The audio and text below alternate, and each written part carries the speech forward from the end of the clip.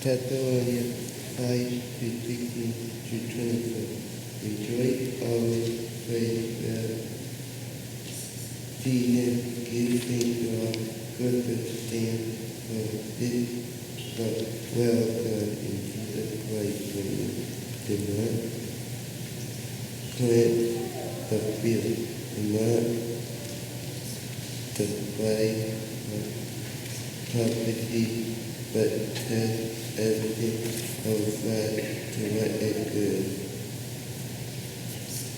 Abstain from every evil. May God peace himself sacrifice you entirely, and may your spirit and soul and body will keep some blameless at the throne of Jesus Christ. The one who will call you is faithful, and what he will do is. Hymn 437, it's me, oh Lord. So I'm wearing my special soul today because of my preachings. What I'm going to do is that the Spirit came to me yesterday and said, just tell the story. So, of course, I'm wondering what story this is because, you know, the Bible is chock full of stories. So I prayed about it a little bit, and the Spirit said, just tell the story. Now, of course, one of the things that God never does, at least for me, is speak with any sort of clarity at all. So what I'm going to tell you the story of is the story of Christmas and the story of what it means. Because we say that, oh, that's the day we celebrate the birth of Christ. What the heck does that mean if you don't know what Christ means? We say, well, it is this time we celebrate the birth of baby Jesus. Well, you know, there probably were a whole bunch of babies on that day, so why is that one important? So let me tell you a story about Christmas. A story about what Christmas means. A story about what Christmas is. Way long time ago, which is the way Anansi the spider would always begin his stories, with way long time ago. Before there was anything, before there was us, before there was the world, there was God. And God, for some reason, got tired of God's own company and decided to make a world, decided to make a universe. Our scripture tells us that God took time, and first there was light, and then there was light and darkness, then there was water, and then there was land, then there was all kind of life crawling across it, and then at the end, God said, as much of a cat lover as I may be, I want someone to talk to. I want someone to talk to me. And so God created us. And God created humanity. God created all of us so that God might have some company. But as is and has been our wont, we wore out our welcome. And as a consequence, God sent us to figure out things on our own. Then a few thousand years later, God noticed this guy named Abram, who he named Abraham. Now, here's the thing about the story of God, right, is that God, nobody knows why God takes a particular liking to anybody in particular. We don't know why God cares about us in particular. We don't, you know, these are the mysteries of God. You know, I taught theology for a number of years, and people said that the mysteries of God were these philosophical questions about the nature of evil and all of that. And for me, it was never that hard. It's that the mysteries of God is why he cares about us at all, and why he cares about in particular people. So anyhow, God took a liking to this guy Abraham.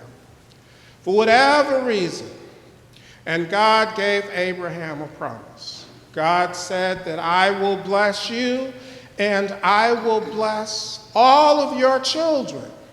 But here's the important part, that they might be a blessing to all of the nations. So I want you to get it straight. I'm not doing this for you. I'm doing it so that your descendants may be a blessing for all of the nations. So Abraham takes the blessing and does what we do. And so God continued to journey with Abraham and his family until they became a people.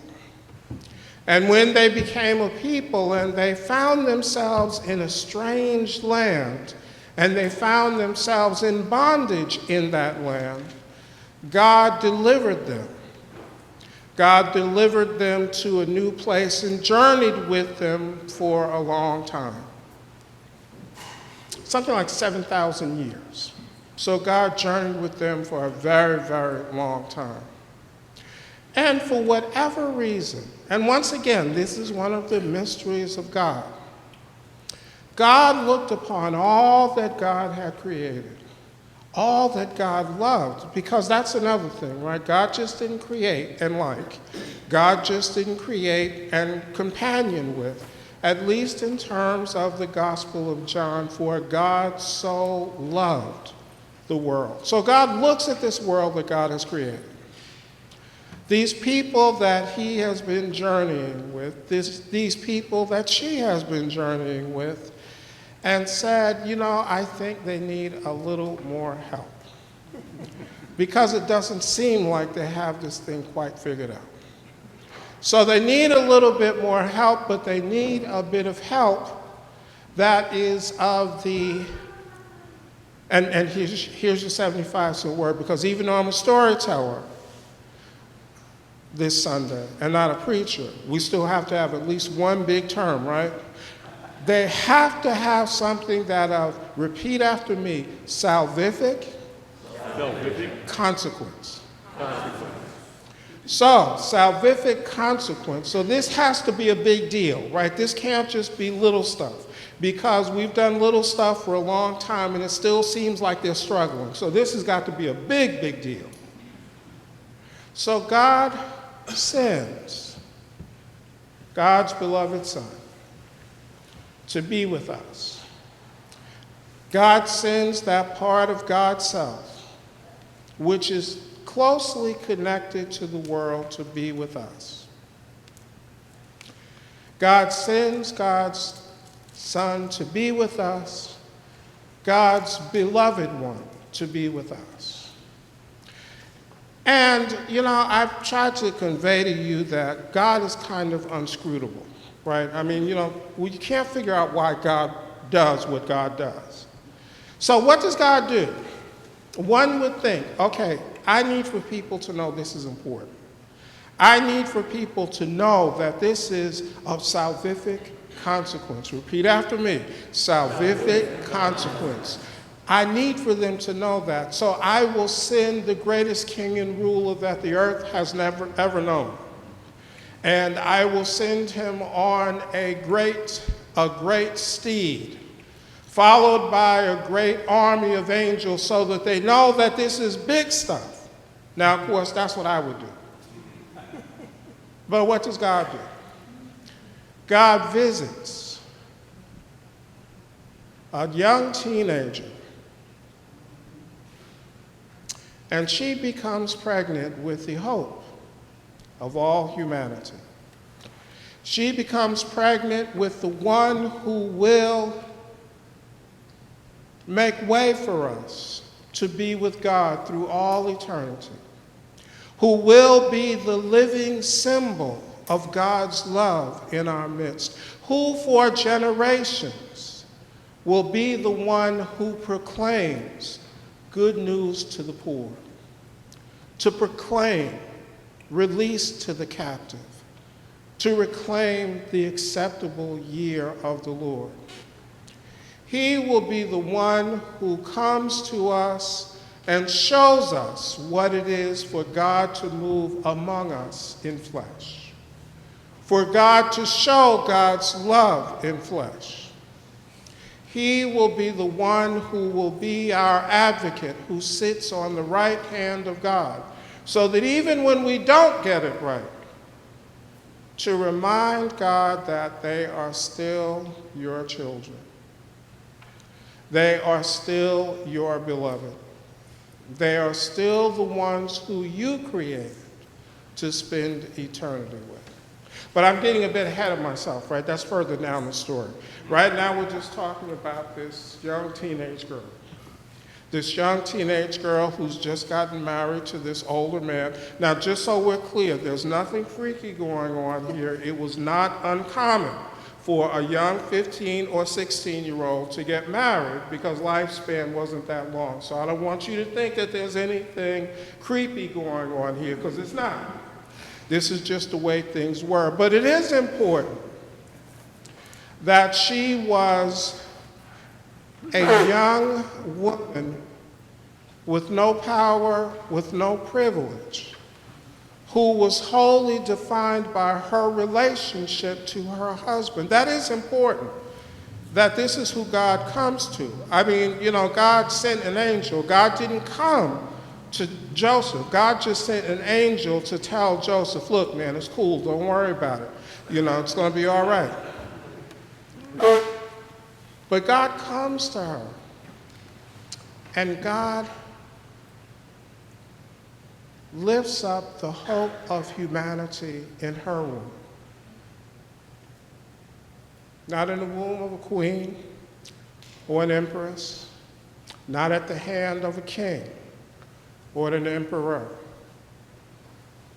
but in Mary, whose song we read a little bit ago at the beginning of service. And God sends this hope of humanity, this child who is born of this young woman, that we might know and that we might experience the promise of eternity which God has always meant for us. And that's what we celebrate. And that's what Christmas is, right? So when we talk about little baby Jesus, we're not just talking about a little, because babies are beautiful and they're wonderful, and they're great until they get to be about 2 and they learn how to say no. They're really wonderful. But that's not just what the story is about. The story is about this great arc that began when God got bored with God's self and made a world so that God might have some company, and journeyed with humanity and with a particular people for a very long time.